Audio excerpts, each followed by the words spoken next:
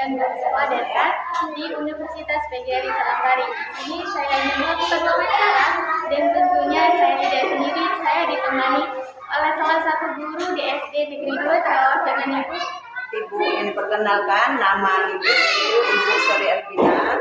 Kemudian Ibu di sini mengajar di kelas 1 di SD 2 Terawas. Langsung saja ke pertanyaannya, Bu ya.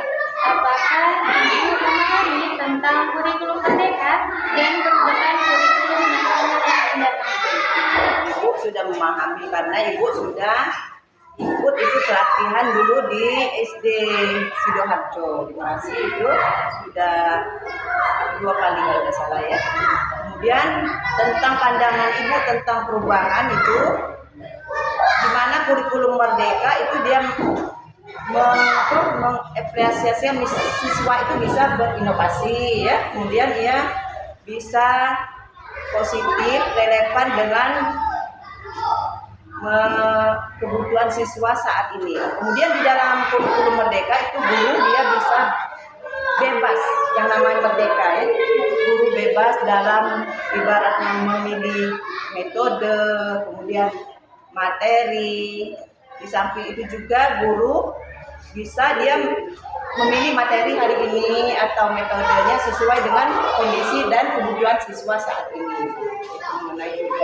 Untuk perubahannya itu ke masa yang akan datang itu ada perubahan ke kurikulum nasional nantinya. Nah di situ siswa dituntut untuk lebih, bukan hanya untuk menghafal tapi lebih ke pemahaman yang dalam. Kemudian di dalam kurikulum merdeka tadi siswa itu dituntut untuk siswa yang berkarakter.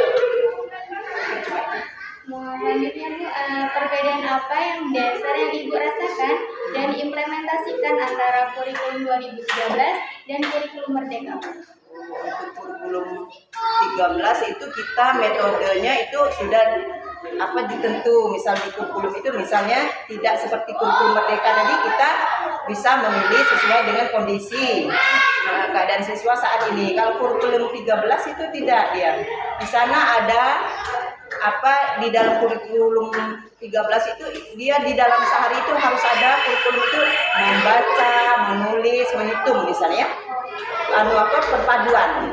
Di dalam kita menerapkan pelajaran itu di dalam satu hari itu harus ada di sana menghitungnya, membacanya, menulis. Beda dengan merdeka. Selanjutnya, apa tanggapan Ibu terkait isu-isu ganti menteri, yaitu dengan ganti kurikulum? Ganti kurikulum itu ya ada kata-kata kalau ganti menteri nanti ganti lagi kurikulum. Seharusnya kita di Indonesia ini memang harus ada perubahan, ibaratnya pergantian kurikulum, karena kita itu dituntut untuk di dalam perubahan zaman. Ya.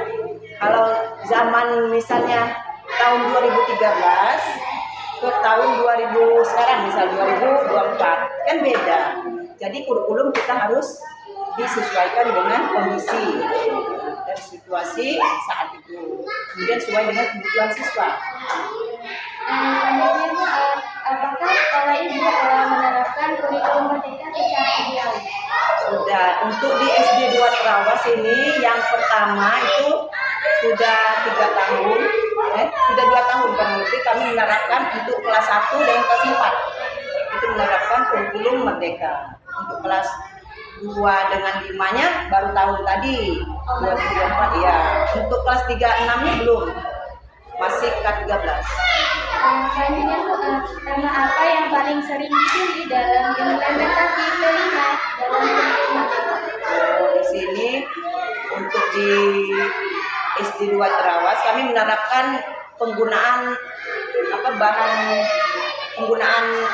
bahan bekas ibaratnya ya, dari misalnya kulit telur kalau untuk kelas 1 kan, itu kita buat hiasan misalnya di dalam suruh anak bawa karton atau kertas itu dibuat gambar manggis misal ya, gambar bisa juga dari daun-daun ya, menggunakan bahan bekas.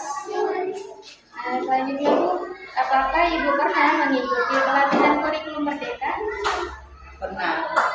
Tahun 2000 ini Ini sudah berjalan kami 2 tahun.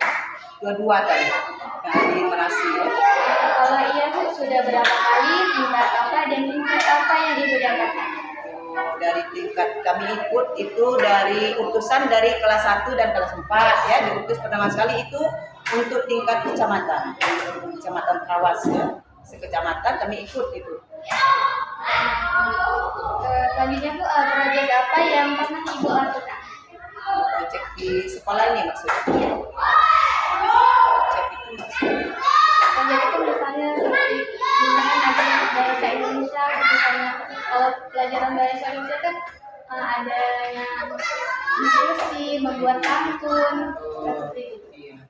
Iya, kadang kita bagi anak berapa kelompok misalnya di dalam kelas ini berjumlah 23 siswa.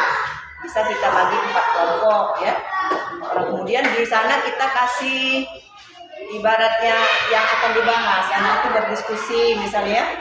Nah, berdiskusi kemudian dia memecahkan masalah itu. Anak kan di dalam kurikulum mereka itu anak disuruh berinovasi. Iya, kritis. Misalnya di dalam 23 siswa itu lumayan ada yang berpikir kritisnya, kita bagi kan kelompok, misalnya ada 5 orang dibagi kelompok ini 1, kita sehari-hari sudah nilai anak-anak yang berpikir kritis. Terkait dengan profil pelajar Pancasila, profil yang mana yang intens diimplementasikan dalam pembelajaran? Profil Pancasila. Ya.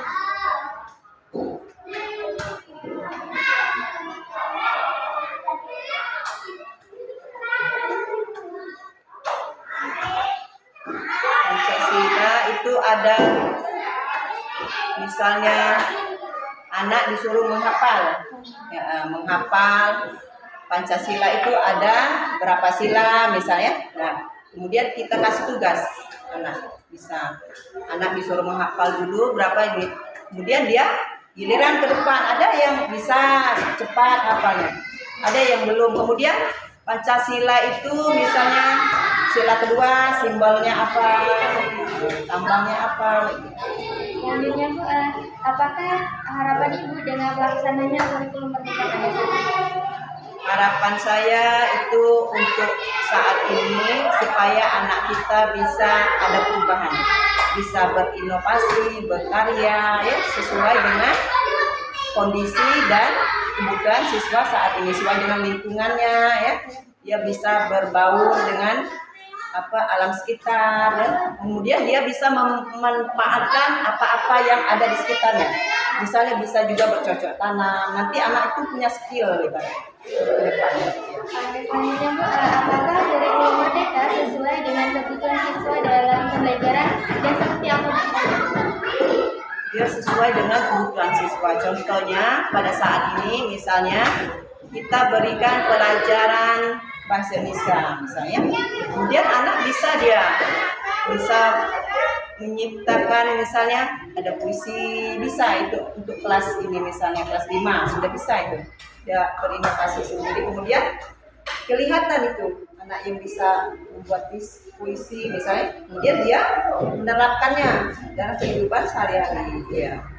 Selanjutnya Bu, bagaimana interaksi Ibu dengan siswa selama implementasi kurikulum Merdeka? Dengan siswa itu anak belajar dia sangat menyenangkan. Dengan kurikulum Merdeka ini anak belajar menari, kemudian sangat menyenangkan dengan metode yang sesuai kita kan, dengan materi yang sesuai dengan kondisi anak. Jadi anak itu berpikir kritis ya, kemudian dia semangat anak-anak itu. Selanjutnya bagaimana Ibu memasukkan unsur literasi, saintifik, P5, keterampilan, dan abad ke-21 di dalam modul yang Ibu buat? Bisa di dalam tadi untuk membaca itu sebelum mulai pelajaran kita kasih dulu buku. Kemudian anak disuruh membaca dulu kira-kira 15 menit. Itu untuk menerapkan literasi tadi. Kemudian untuk P5. P5 itu kita adakan dalam 1 semester paling tidak sekali. Kalau dalam setahun itu bisa 2 kali. Misalnya kita adakan di akhir pelajaran atau di akhir semester bisa itu kita adakan kelima. Ini kemarin sudah kita mengadakan yang dari cakang telur tadi. Oh, iya. Kalau untuk di SD ini untuk bidang pertanian kayaknya belum, karena di mana sekolahnya kan belum dipagar. Kemudian tanaman yang kita tanam nanti kan banyak anak-anak bermain sore itu, rusak ya. Jadi kami menggunakan bahan bekas tadi. Pertanyaan terakhir Bu, insight yang dapat diberikan oleh mahasiswa atau calon guru di luar sana. Sarannya, Maksudnya? saran untuk mahasiswa yang menjadi calon guru nanti. Untuk mahasiswa yang menjadi calon guru nanti, maksudnya ke sekolah ya.